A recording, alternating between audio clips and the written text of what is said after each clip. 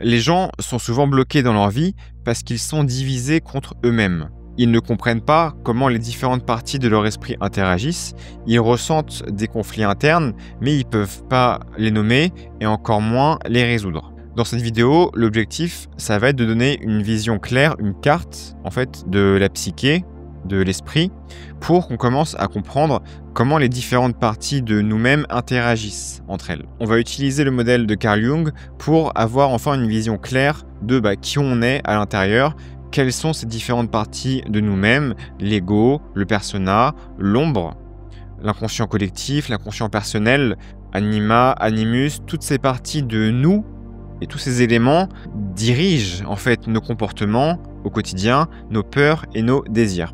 Et si on a deux parties de nous-mêmes en forte contradiction, évidemment qu'on n'arrive pas à avancer dans une trajectoire claire et simple. L'objectif de la vidéo donc, c'est de comprendre pourquoi est-ce qu'on est divisé contre nous-mêmes parfois et comment est-ce que ces divisions intérieures, elles nous empêchent d'avancer vers nos objectifs. Comme d'habitude, c'est une approche très pragmatique qui nous aide à défaire tous les bagages qui nous empêchent d'avoir la vie qu'on veut avoir. Si je prends un exemple concret, encore une fois, la séduction, tu veux aller parler à quelqu'un, mais tu as peur de le faire. Tu as deux parties en toi qui appuient sur l'accélérateur et sur le frein en même temps, et donc tu ne peux pas en fait avoir la vie que tu veux avoir. Donc le but, c'est d'y voir plus clair et poser les bases de ce qui va être par la suite notre processus d'individuation. Ça veut dire redevenir complet, intégrer morceau par morceau les différentes parties de nous-mêmes pour devenir quelqu'un d'intègre, quelqu'un de congruent, quelqu'un qui n'est pas divisé entre ce qu'il dit, ce qu'il pense et ce qu'il fait. En gros, quelqu'un de charismatique, confiant, congruent, capable d'avancer clairement dans la direction de ses rêves. Imaginons la carte de l'esprit comme un cercle divisé en une partie consciente et une partie inconsciente. On a déjà entendu ça, que l'inconscient, c'est la partie principale de notre esprit et qu'il y a beaucoup de choses qu'on ne sait pas sur nous-mêmes. La partie principale de notre esprit conscient, c'est ce qu'on appelle l'ego. C'est l'image qu'on s'est construite de nous-mêmes. C'est la somme de nos souvenirs. C'est ce qui nous permet de dire, bon voilà, moi je m'appelle Roberto, je suis plombier, je suis comme ci, je suis comme ça. Ça peut être ta profession, ça peut être, tu vois, l'image caractérielle que tu t'es construite. Moi je suis un mec calme, moi je suis quelqu'un de fier, moi je suis comme ci, moi je suis comme ça. C'est qui tu crois être. Maintenant, l'image qu'on a de soi-même, c'est pas forcément l'image qu'on présente au monde. Même si tu es un plombier, tu peux te dire, vas-y, quand j'arrive sur le chantier, ou là où il y a les travaux, je vais donner une image confiante. Donc je suis pas qu'un plombier. Quand j'interagis avec le monde, je suis un plombier confiant. Je veux être quelqu'un qui exude l'assurance. Je veux être rassurant. Je veux être comme ci, je veux être comme ça pour les autres. Et toutes ces manières d'être qu'on a pour les autres, c'est notre persona, qui vient du grec personar, sonner à travers, qui fait référence au masque que portaient les acteurs sur scène dans les théâtres classiques. Bravo, bravo. Et tu t'es dit, tiens, quand je présente une image sage, c'est bon pour les affaires. On me récompense, on me félicite, et j'aime bien ça. Donc, ton persona, c'est ce que tu présentes au monde. C'est quoi le problème potentiel avec ça? C'est que plus on s'identifie à notre masque, à notre persona, ou même à notre ego, et plus on est déconnecté des parties profondes de nous-mêmes. Si on est trop identifié, si on croit trop être un plombier confiant, il manque plein de choses, en fait. Parce qu'on est beaucoup plus que ça. On est beaucoup plus que cette fausse image qu'on présente et on est même beaucoup plus que l'image qu'on s'est construite de nous-mêmes. Il y a toute la partie inconsciente et il y a des belles choses et des moins belles choses dedans, mais ce qu'il faut en tout cas, c'est avoir conscience, humblement, de ça. Réaliser qu'on est plus que ce qu'on doit être. Et moi, je dirais même que c'est très difficile pour moi aujourd'hui d'avoir des conversations avec des gens qui sont sous l'emprise de l'ego, qui pensent savoir exactement qui ils sont, ou pire encore, qu'ils pensent être vraiment ce masque qui me présente, parce que c'est pas très sérieux, ça manque de profondeur. Moi, je veux voir qui tu es vraiment, tu vois. Moi, je veux voir ta spontanéité jaillir, je veux voir tes vrais désirs, je veux que tu me dises ce que tu veux vraiment, je veux pas qu'on reste en surface, et surtout, je veux pas parler à quelqu'un qui est dans l'illusion. Et je dis pas que j'ai pas d'ego ou que j'ai pas de masque. Moi aussi, je porte un masque. Au moment où je vous parle, je porte le masque de Alex, tu vois, qui parle à sa caméra. Ça me fait marrer. Ce qui compte, c'est de ne pas prendre son masque au sérieux et encore plus important, c'est de ne pas s'identifier à son masque. Réaliser simplement qu'on est plus que tout ça. Donc par exemple, comme je l'ai dit, quelqu'un à qui on a appris qu'il fallait toujours être gentil et serviable, eh ben, il va pas pouvoir s'en empêcher et il va même laisser ses propres désirs sous le tapis, de côté, faire passer les autres avant lui-même et ses désirs, il va les envoyer dans l'ombre, dans le subconscient, on va en parler juste après. Ou alors quelqu'un qui a appris qu'il fallait toujours être fort, montrer une image forte et assurée, eh ben, il va jamais s'autoriser à être vulnérable ou avoir l'air fatigué. Il va cacher tous ces morceaux qui ont l'air inacceptables, qui lui semblent être inacceptables de par son éducation et des choses qu'il a apprises quand il était enfant. Ok, donc tout ceci forme ton conscient, ton ego, ton persona. C'est des images de nous-mêmes qu'on connaît un petit peu. Je sais que je suis comme ça et je sais que je veux avoir l'air comme ça.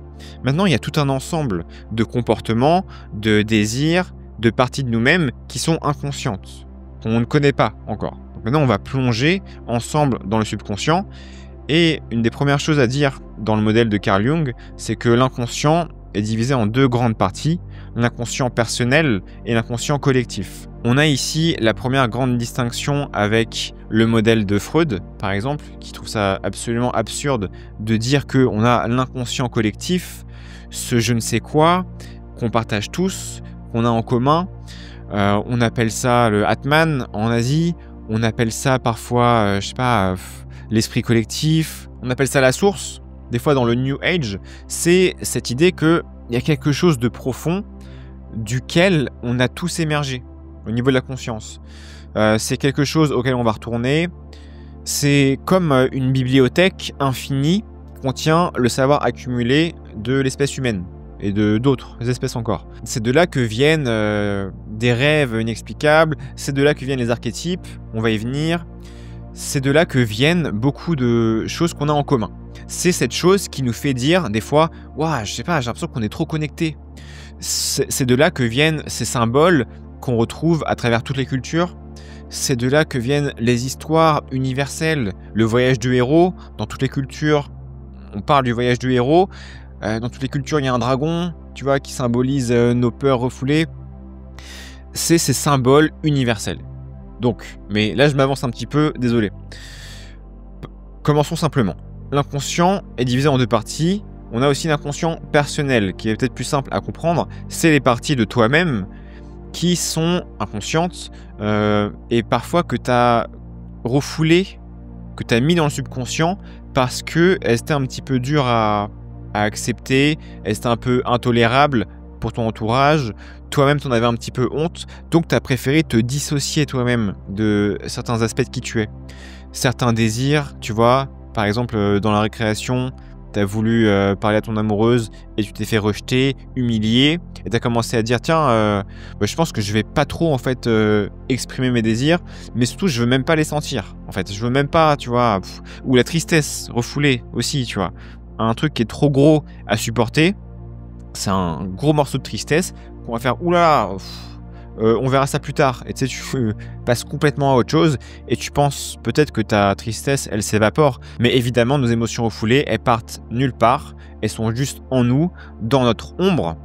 Et elles vont continuer de nous affecter à travers des sautes d'humeur, à travers de l'irritabilité, à travers des explosions de colère et de tristesse, et à travers nos projections. L'ombre, c'est les parties de ta personnalité que tu refuses d'admettre ou qu'on t'a interdit de vivre. Par exemple, tu as eu une crise de colère et tu as eu un parent qui t'a fait non, mais il n'y a pas de ça par ici. Tu vois, tu t'es fait fortement réprimer ta colère et depuis, tu as appris à ne pas être en colère et tu la ravales en toi à chaque fois qu'il y a un truc qui t'agace. Et un jour, au bureau, t'exploses pour un petit détail comme une prise de courant qui est mal branchée et personne ne comprend. Et même toi, tu ne comprends pas ce qui s'est passé. Mais ce qui s'est passé, c'est que tu as explosé à cause de cette accumulation de colère que tu n'as jamais laissé sortir. Comme je viens de le dire, ton ombre, elle t'affecte par ces irritabilités, cette colère chronique qui surgit sur la route, quand on te coupe la route, mais aussi dans tes projections. Les projections, c'est les parties de toi-même que tu refuses de voir, mais que tu vas réussir à voir dans les autres.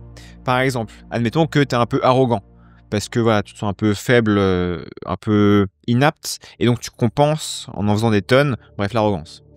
Enfin bref, l'arrogance. T'es arrogant, t'arrives pas à le voir en toi-même. Tout ce mécanisme de je me sens inapte, alors je compense, alors je suis arrogant, tu l'as pas vu venir, mais tu l'es devenu. Donc t'es arrogant sans le savoir. Et tu sais pas pourquoi, mais tu supportes pas les gens arrogants. Et c'est parce que toute chose qui t'énerve démesurément, c'est en fait le miroir de ton ombre. Imagine, t'es avec tes amis et il y a une personne qui passe et elle t'énerve plus que tout le monde autour. Il n'y a que toi qu'elle énerve. Tu peux être sûr dans ce cas-là que cette personne t'a renvoyé vers un morceau de ta propre ombre et elle te fait voir quelque chose en toi que tu refuses de voir et qui te perce les yeux quand tu le vois à l'extérieur. Tu veux pas le voir à l'intérieur, alors l'univers va tout faire pour que tu le vois à l'extérieur. Donc une astuce rapide, c'est ça. C'est quand il y a un truc qui t'énerve plus que ton entourage, c'est certainement le signe qu'il y a ton ombre en train d'apparaître à travers quelqu'un d'autre. Donc voilà toutes les manières que l'ombre a de nous empêcher de vivre la vie qu'on veut avoir. Et particulièrement, en fait, dans nos objectifs, moi je parle souvent ça de psychologie un peu pragmatique appliquée. Tu veux faire quelque chose, mais tu n'y arrives pas parce que ton ombre t'empêche de le faire. Tu veux prendre la parole, mais tu peux pas parce que tu as une peur refoulée de prendre la parole en public ou de te faire voir, tout simplement. Et t'as pas vraiment adressé ce truc et tu as plus peur que ce qu'il faudrait dans la situation. Et comme je dis souvent, tes désirs profonds, ce que tu veux vraiment faire de ta vie, tu vois, ce que tu veux être en ce moment, c'est le radar qui te pointe vers la prochaine étape de ton développement. Et donc, si tu veux faire le travail de l'ombre, je dirais juste, avance vers ton chemin naturel et regarde les obstacles qui se mettent sur ta route. Je travaille beaucoup en ce moment avec des gens qui, tu vois, cherchent l'amour et qui n'arrivent pas à trouver un partenaire. Je dirais, essaye de vivre ça en fait. Essaye de faire ce que tu as envie de faire, trouver l'amour et vois dans les situations qui apparaissent, qu'est-ce qui t'empêche en fait de prendre du plaisir dans ces situations, qu'est-ce qui t'empêche d'être toi-même, qu'est-ce qui t'empêche de créer des liens avec ces gens. Et tu vas voir que c'est ton ombre qui te saute dessus en fait à chaque fois, qui te pollue l'esprit avec la peur du rejet, qui t'empêche d'être toi-même parce que tu n'as pas accepté trop de morceaux de toi-même pour que ton persona soit authentique, tu as trop de choses dans ton ombre. Et donc, en faisant ce chemin vers tes désirs, tu vas progressivement devoir faire ce travail qu'on est en train de faire, le travail de l'individuation, devenir qui tu es supposé être, intégrer les parties de toi-même inconscientes et devenir enfin quelqu'un de complet, d'intègre, quelqu'un de congruent. Ça veut dire aligné entre ce que tu dis, ce que tu penses et ce que tu fais, ce que tu ressens. Et en gros, quelqu'un de charismatique. Parce que les gens adorent l'authenticité. On adore voir quelqu'un qui a fait ce travail, qui est en paix avec lui-même et qui arrive à s'exprimer librement. Voilà, l'ombre interagit beaucoup avec l'ego. Tu peux intégrer des morceaux de l'ombre et ça devient quelque chose dont tu es conscient. Et tu peux refouler des parties de l'ego et les envoyer dans l'ombre parce que oulala, c'est un peu trop à gérer. Donc tu as ce mécanisme permanent de refouler des trucs, c'est plutôt pendant l'enfance, et d'intégrer ton ombre. Et en tant qu'adulte, tu dois faire ce job. Tu dois intégrer toutes les choses que tu as refoulées. En tout cas, si tu veux vivre tes désirs, il faut que tu fasses ce travail. Tu ne pourras pas y échapper. Bon voilà, on a beaucoup parlé de l'ombre, je me suis encore un peu emballé. C'est mon sujet préféré, c'est le sujet le plus applicable en fait. Si tu veux résoudre tes problèmes, il faut parler de l'ombre. Avec mes clients, c'est ce que je fais beaucoup. Donc si vous voulez peut-être qu'on fasse ça au cas par cas, moi je fais encore des appels gratuits où je vous aide à résoudre ce qui se passe un petit peu dans l'ombre, comprendre vos propres mécanismes. Et après je vous parle de mon accompagnement. Donc voilà, si vous voulez, moi ça me fait plaisir de parler de ça. Donc cliquez dans le lien dans la bio, prenez un appel gratuit. C'est mon bon plaisir de partager la sagesse de la psychologie analytique. Donc là, il faut en profiter. Ceci étant dit, je veux dire un mot sur l'inconscient collectif et l'inconscient personnel. Donc, ce que j'ai expliqué ici, la distinction entre les deux, vous verrez jamais ça en France parce que les psychanalystes suivent le modèle de Freud. À la fac, c'est Freud. On ne parle que de Freud. De ce que je comprends, Jung n'est même pas dans le curriculum de la psychologie, de la fac de psychologie en France. Bon, bah, moi, j'ai mon avis, sur la question, mais pourquoi c'est zéro, tu vois? Pourquoi est-ce qu'on le mentionne même pas? C'est parce que Jung a eu des pensées, bah, un peu controversées, un peu spirituelles, en fait, et donc apparemment c'est pas assez carré pour, la science de la psychologie. Mais quel dommage! Quel dommage que ici encore, la vérité soit cachée et il faut, faire sa propre culture pour, trouver ces concepts. Pour moi, la psychanalyse de Freud a été particulièrement inefficace dans mon chemin. Je fais: «Ah d'accord, bon bah, complexe d'Oedipe». Freud, il voyait du sexe partout. Mec, il y a d'autres choses. Donc ce que je viens d'expliquer, la distinction entre l'inconscient collectif et l'inconscient personnel, ça vous le verrez pas, en France et c'est bien dommage.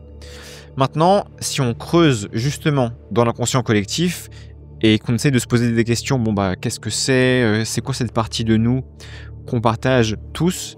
Bah là déjà je vais inviter à de la prudence parce que c'est le dernier niveau de compréhension du modèle de Jung. Et encore aujourd'hui, après 7 ans à étudier ce sujet, bah voilà, je reconnais modestement que je suis encore en train d'apprendre sur l'inconscient collectif et sur les archétypes. Les archétypes sont ces symboles universels qu'on partage tous à travers les civilisations, à travers les cultures. On a tous les mêmes histoires, on a tous les mêmes manières d'exprimer certains aspects du psyché. Le héros, le vieux sage, la mère dévorante. On a tous les mêmes symboles, on a tous les mêmes histoires et c'est dans l'inconscient collectif qu'elles se trouvent. Donc, parce que le sujet de l'inconscient collectif est infiniment complexe et subtil à comprendre, et que là, bah, j'essaye de faire une vidéo simple et applicable et concrète, je vais parler dans cette vidéo que de 2 des archétypes présents dans l'inconscient collectif, et ce sont l'anima et l'animus, qui sont 2 des concepts centraux de la psychologie analytique de Carl Jung, et c'est simplement pour un homme, la partie féminine qu'il y a en toi. Pour une femme, la partie masculine qu'il y a en toi. Ça fait beaucoup penser au yin et au yang des taoïstes. Pourquoi est-ce que c'est important d'en parler? Parce que ces 2 forces, elles dirigent inconsciemment ta relation au monde et ta perception du monde. Si elles sont en déséquilibre, si tu as une part de féminité ou de masculinité refoulée ou mal intégrée ou traumatisée, tu vas projeter beaucoup de problèmes, en particulier sur tes relations avec le genre opposé, en particulier sur le monde en fait. Donc par exemple, si tu es un homme qui n'a pas intégré son anima, bah, tu vas avoir du mal à connecter avec ta sensibilité, ton intuition, tu vas mettre les femmes sur un piédestal, tu vas avoir beaucoup de mal en fait à connecter de manière authentique avec les femmes, tu vas avoir du mal à, tu vois, à être un peu sensible, intuitif, à découvrir ton monde intérieur. Tu vas être trop rationnel et tu vas être pas assez intuitif. Et tu vas, de manière générale, avoir beaucoup de mal à connecter avec les femmes. Et tu vas les mettre sur un piédestal. Tu vas... En amour, tu vas être assez malheureux. Si tu es une femme et que tu as rejeté ton animus, tu vas avoir du mal à connecter donc avec ta partie masculine. Ça veut dire avec ta capacité à t'affirmer, à mettre des limites. Tu vas avoir une trajectoire claire, avoir des ambitions précises, à être un peu rationnel. Bref, tu vas être trop dans ton féminin. Tu vas avoir du mal à être la capitaine de ta vie et tu vas attirer des hommes un peu trop dominants qui sont un peu trop dans le contrôle parce que tu vas manquer de contrôle sur toi-même. Voilà, donc là on est sur les sujets qui peuvent trigger beaucoup. J'en parle pas beaucoup sur YouTube normalement. Sur YouTube, tu peux même pas dire qu'il y a une énergie masculine et féminine qui existe apparemment, tu vois. Donc là j'ai pris le risque. Pour parler de ça en détail, ce sera dans les programmes privés ou ce sera en coaching. Mais voilà, moi je veux pas trop controverser, je suis pas là pour chambouler les gens, je veux juste présenter un modèle qui m'a beaucoup servi, personnellement. J'ai fait ce chemin d'intégrer mon masculin et mon féminin, tu vois, un peu tour à tour. Et encore une fois, le but c'est d'être complet, tu vois. Le but c'est d'être entier. Et s'il y a des morceaux qui te paraissent, tu vois, soit faibles, soit dégoûtants, bref, qui suscitent des émotions négatives en toi, alors que j'ai donné des termes que génériques, bah c'est ton ombre qui parle encore, tu vois.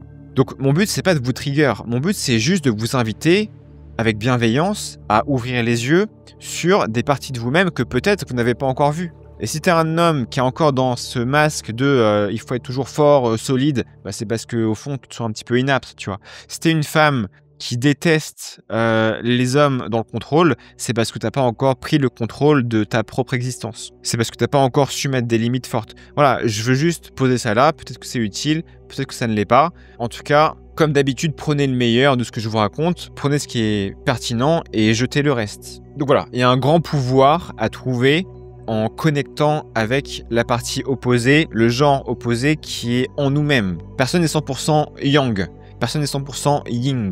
Il faut que tu apprennes la combinaison des deux pour devenir quelqu'un d'entier. Ok, ceci étant dit, je veux conclure avec ce qui est la dernière partie en fait du psyché humain selon Jung, et c'est ce qu'on appelle le soi.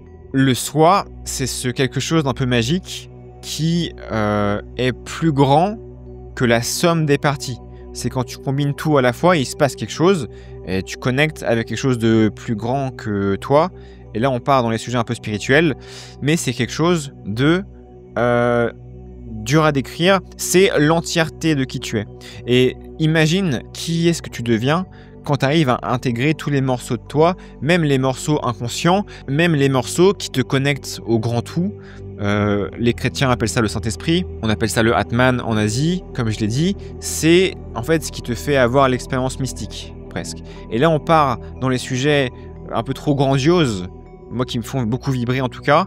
On part dans des sujets qui peuvent pas trouver leur place dans une vidéo simple, parce que là, on parle, encore une fois, de l'expérience mystique, on parle de la magie de ce monde, on parle de cette phrase « Connais-toi toi-même et tu connaîtras les secrets de l'univers et des dieux ». Tu as ce morceau en toi absolument magique, absolument spirituel, absolument éternel et plein de ressources qui est très utile. Moi, c'est à ça que je pense quand je me dis « mais qui est-ce que je suis vraiment ?» tu vois, et c'est ça qui me donne beaucoup de force. Je sais que je suis connecté à ce grand tout et que ce grand tout, qu'on appelle le soi, j'en fais partie. Je suis un morceau du divin. Je suis un morceau de Dieu. Et c'est pas blasphématoire de dire qu'on est un morceau du grand tout. Même les chrétiens mystiques le savent. Et ils disent des phrases comme « Celui qui s'unit au Seigneur ne fait qu'un avec lui par l'Esprit ».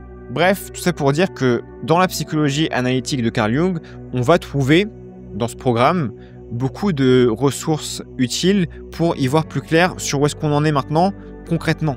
Tu vois, je suis comme ci, je suis comme ça, j'ai de la colère, j'ai mes désirs, j'ai mon ombre, j'ai mon persona, un peu en conflit.